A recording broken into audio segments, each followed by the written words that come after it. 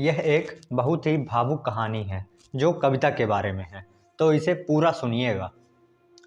कविता अपने माता पिता की बहुत लाडली थी। 3 बड़े भाइयों की बहन थी। कोई भी चीज़ मांगने पर उसी वक्त सामने हाजिर हो जाती। पूरे घर में रौब था उसका। पूरे परिवार और नौकरों पर राजकुमारी की तरह हुक्म चलाती थी कविता। स्कूल में भी पूरा रौब था उसका। बड़े घर की लाडली जो थी वह।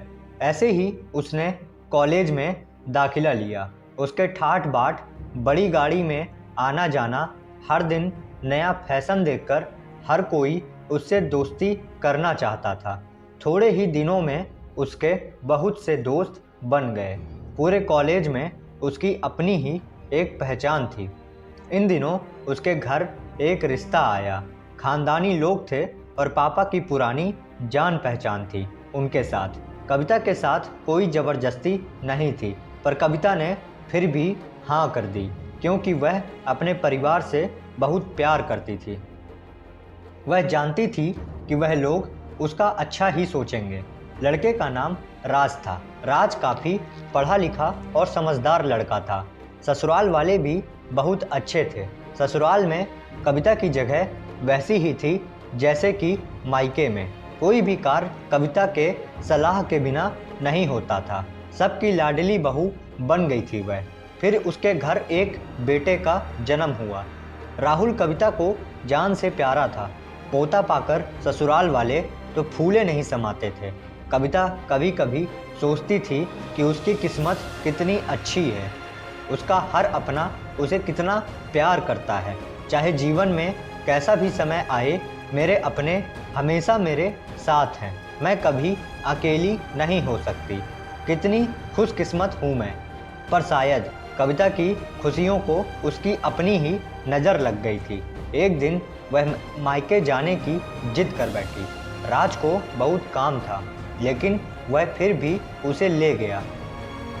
रास्ते में उनकी गाड़ी अन्य गाड़ी से टकरा गई। कविता, राज और राहुल बहुत बुरी तरह से जख्मी हो गए।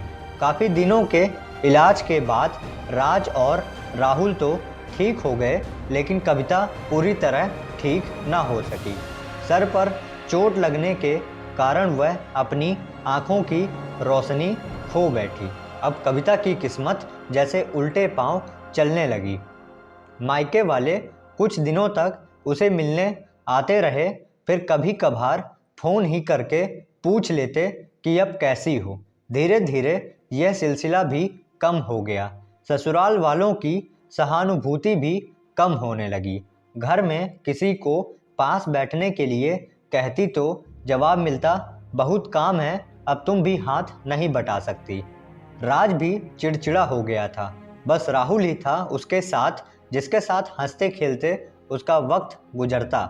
एक दिन कविता के हाथ से कुछ सामान गिर गया, जिसकी वजह से राहुल को हल्की सी चोट लग गई। कविता के सास ससुर ने राहुल को उससे अलग कर दिया कि कहीं उसके न देखने की वजह से बच्चे का कोई नुकसान ना हो जाए। कविता अंदर से टूट चुकी थी। एक दिन उसने सबके सामने मायके जाने की इच्छा रखी तो राज उसे तुरंत मायके छोड़ आया, जैसे कि वह भी यही चाहता था।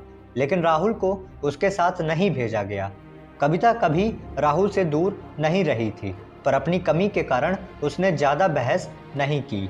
कविता को लगा कि वह 3-4 दिन वहाँ रहेगी तो थोड़ा हवा पानी बदल जाएगा, क्योंकि वह कितने दिनों से कहीं भी बाहर नहीं गई थी। घर वाले भी इतने दिनों बाद उसे देखकर कितने खुश होंगे। कविता के घर पहुंचने पर सब लोग बहुत खुश हुए। खाने में सब कुछ कविता की पसंद का ही बना था। उसने अपने मम्मी पापा और भाई भाभियों से दिल खोल कर बातें की। उनके छोटे छोटे बच्चे भी बुआ के साथ घुल मिल गए थे। रात को सोने के वक्त जब वह कपड़े बदलने लगी तो उसे पता चला कि उसका बैग तो बहुत भरा हुआ था। वह सब समझ गई। वह बहुत उदास हो गई। कुछ दिनों तक तो सब ठीक रहा, फिर जैसे सब बदलने लगे। सबका व्यवहार बदल रहा था। वह लोग जैसे थक चुके थे उससे। सब लोग घुमा फिराकर पूछने लगे कि राज कब आ रहा है उसे ले जाने।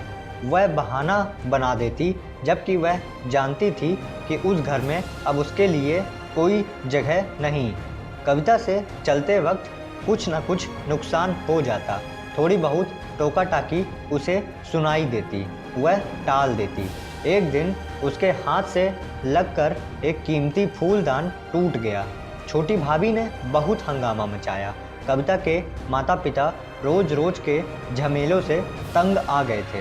उन्होंने राज को खुद से फ़ोन कर दिया। राज कविता को अपने घर ले आया।